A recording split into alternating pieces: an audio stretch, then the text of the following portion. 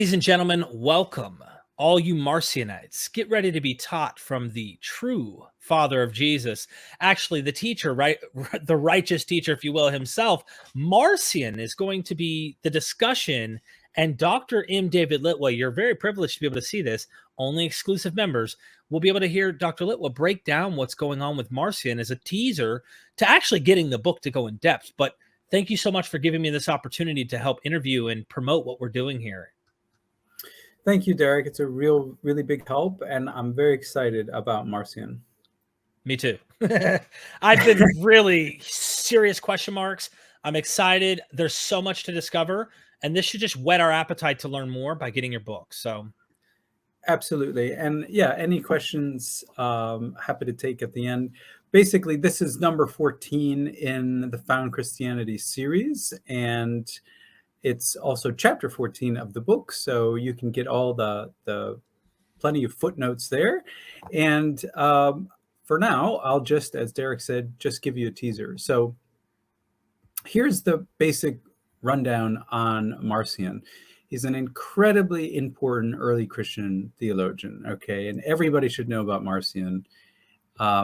He's flourishing, he's probably born about 80, but he's flourishing between 120 and 160. So he's third generation Christian. He's born in Pontus, which is North Turkey, right south of the Black Sea. And he has this theology which isn't totally unique with him, but is definitely something important and really good to think with today. And for Marcion, God is and can only be good. So if he heard or you hear about God killing a bunch of people or torturing them with fire or eternally torturing them, that's actually not God. And so when Marcion obviously encountered the Jewish scriptures, we don't know when he did so, but he just assumed that the Judaic God, who does all these things, punishing and sending the flood and preventing Adam and Eve from getting the knowledge from the fruit of the tree of knowledge, he basically assumes that, yes, this being exists, and he is what Marcion liked to call the cosmocrator. He's been delegated control of the world. He calls himself a god, but he's not really a god, because there is an actual God beyond this world, and that is the sender of Jesus Christ. The Judaic God is in fact evil. And the way that Marcion reasoned this is he quoted this passage from his gospel, and it's also in the canonical gospels. And it's a saying of Jesus that a tree is known by its fruit. And Marcion just continued to harp on this point and saying, like, listen, guys, everybody knows the character of a person from what they do, okay? Actions tell you about the character of a particular being. I don't care if that's a human being or an angel or a god. And the Judaic God in Isaiah says that I am the doer of evils. And the Greek there is, hakatizun kaka, that he is the creator of evils. And basically what Marcion intuited then is we have to judge this being's character evil because we know him by his fruit. And this is a principle that Jesus himself taught us, okay? So it's a rational process here. He doesn't hate the Judaic deity because he hates the Jews. And in fact, he seems to have a fairly good relationship with Jews. So don't believe people who say that, Marcion is against the Jews. That's totally not true. He is against the Judaic deity for a very good reason, because the Judaic deity does a bunch of evil stuff. And if you want to learn more about that, you can check out The Evil Creator, which is on my Amazon page. And we've done a bunch of sessions on this, so you should know all about it. But back to Marcion, if we look at his view of Christ, sometimes there's a lot of false information about Marcion, and it's easy to get false information because the heresiologists who attacked him made a bunch of false claims, and then sometimes in scholarship even, but especially on the internet, these false claims are just repeated as if they're truth. Now, the reality is Marcion had a gospel, and we're going to get into this in a moment, but Marcion had a gospel. It was sort of like Mark's gospel in that it didn't have a birth narrative. It just began with Jesus's ministry in Galilee, okay? Now, what the heresiologists claimed on the basis of that was that Marcion denied Jesus' birth, but actually that's not the case. Marcion did believe that Jesus was a man, okay, as every other Christian did in the ancient world. There are no ancient mythicists, okay? So he did definitely believe that Jesus is a man, and he just had a gospel which didn't include a birth narrative, and that's totally fine. Mark doesn't include a birth narrative. John technically doesn't include a birth narrative, so no surprise there. But for Marcion, it's more clear from his gospel that Jesus is openly transgressing the law of the Jewish God, and he's doing so quite intentionally because he doesn't agree with the law of the Jewish God. And so you'll find Jesus constantly breaking the Sabbath and touching lepers and, having crazy parties, drinking and eating forbidden food and saying that, it's not what goes into your body that makes you unclean. And he's constantly correcting the law, and he's constantly antagonizing the upholders of the law. And so for Marcion, this is very clear that Jesus has a mission on earth, and it's not, to fulfill the law. That's crazy. It's clear that from his actions, he is constantly transgressing the law.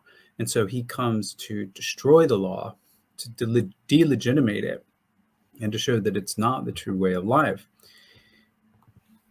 For Marcion, also, Jesus truly died and was resurrected, okay? So he doesn't believe in a phantom Christ. In fact, in Marcion's gospel, Jesus deliberately says, I'm not a phantom, and, give me a piece of fish so that I can eat it. And it's the same thing that we find in modern editions of Luke.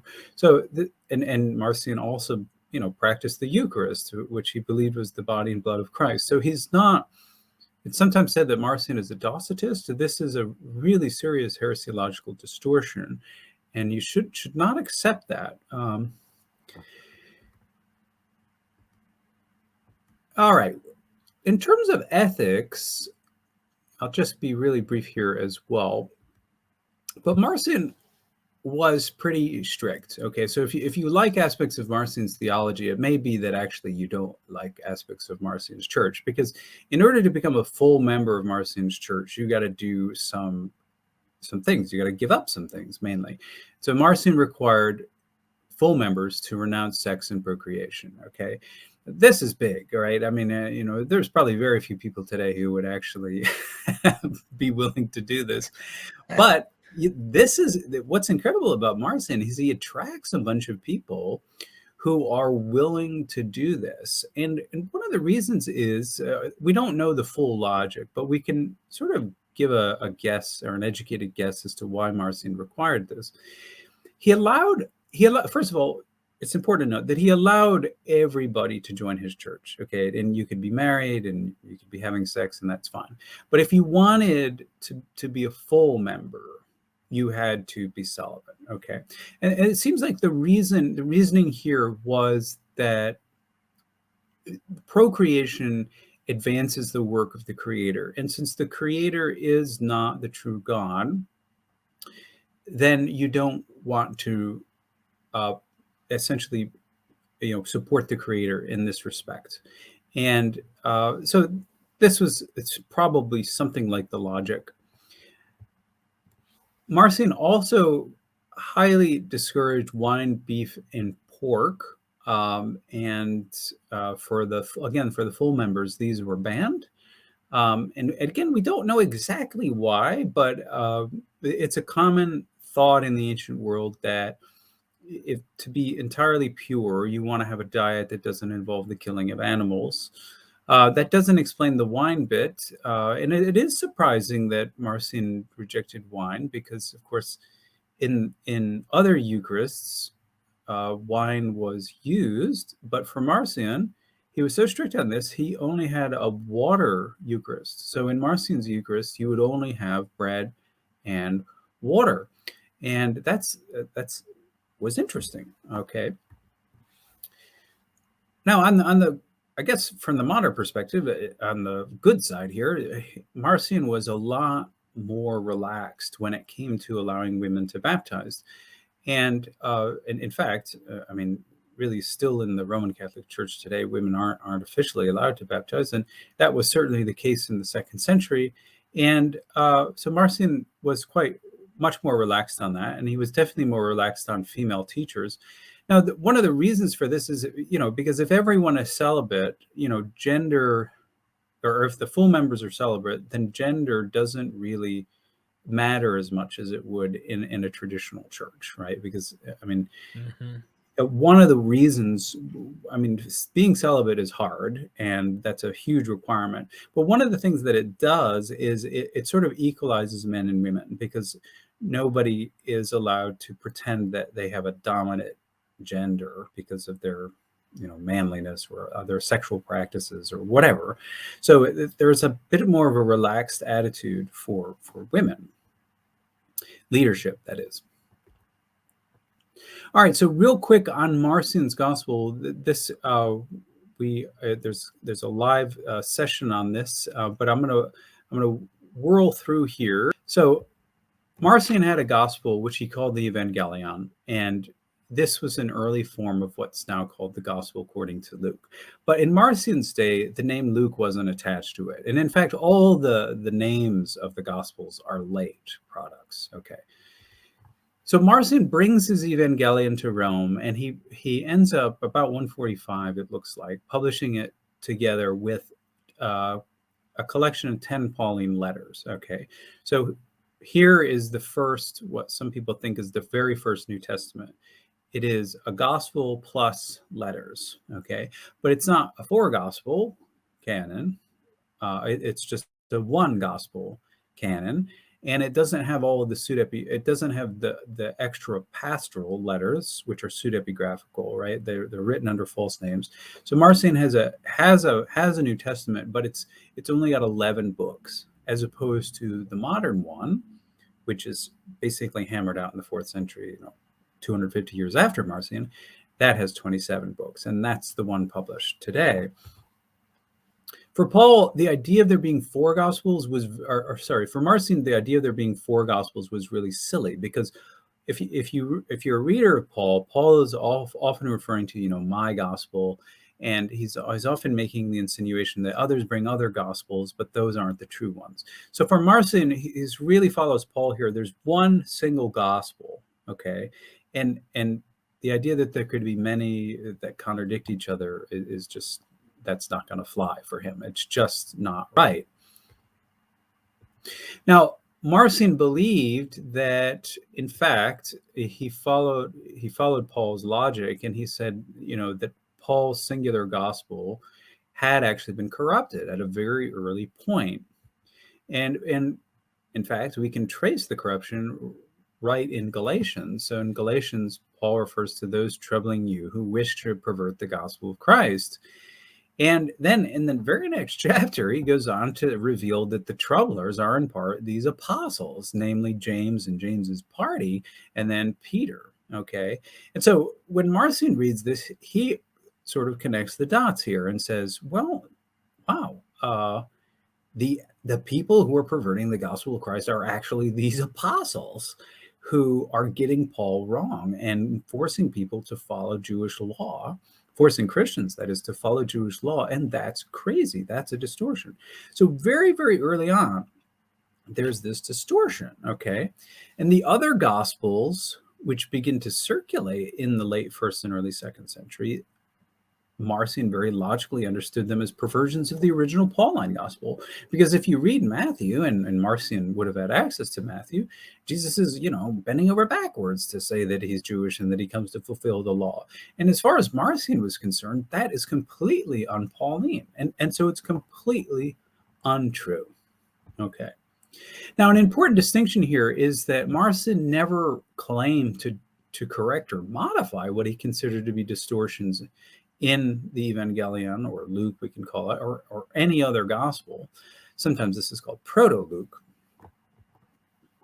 It's only later heresiologists who are claiming that Marcion, and they use this text, either circumcising or mutilating the text of Luke by cutting out things like the virgin birth and places where Old Testament passages and figures appear.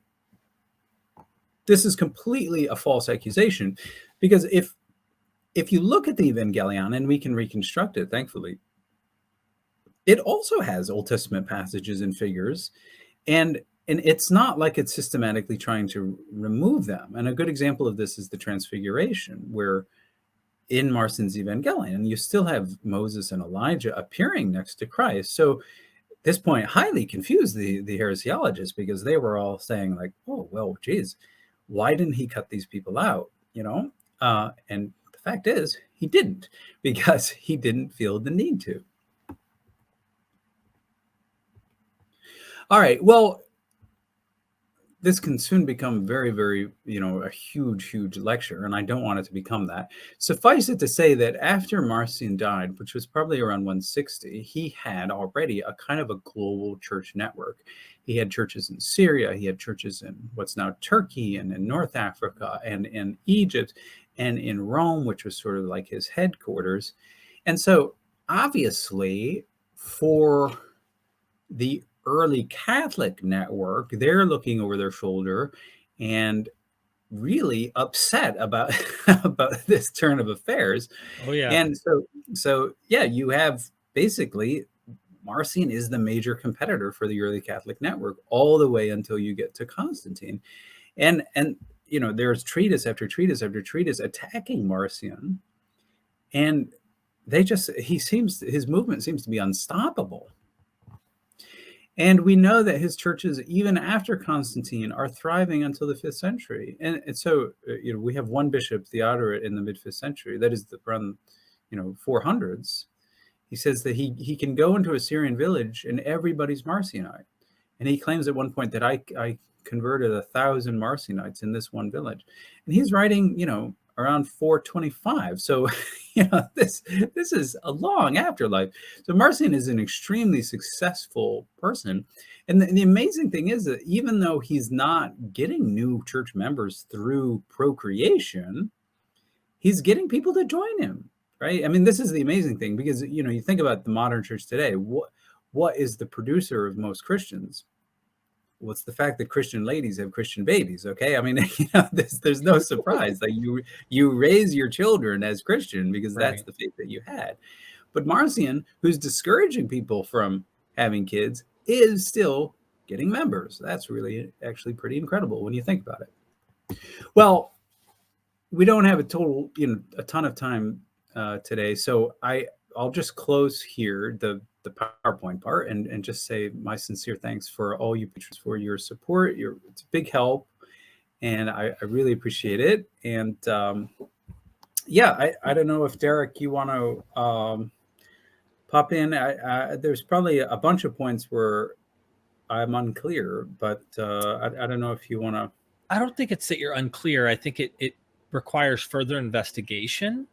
So if I ask you a question, the problem is it's going to rabbit trail into things that I think you might end up covering in the book, or at least somewhat gets into. So I hope people get the book, number one. But Marcion is an interesting character.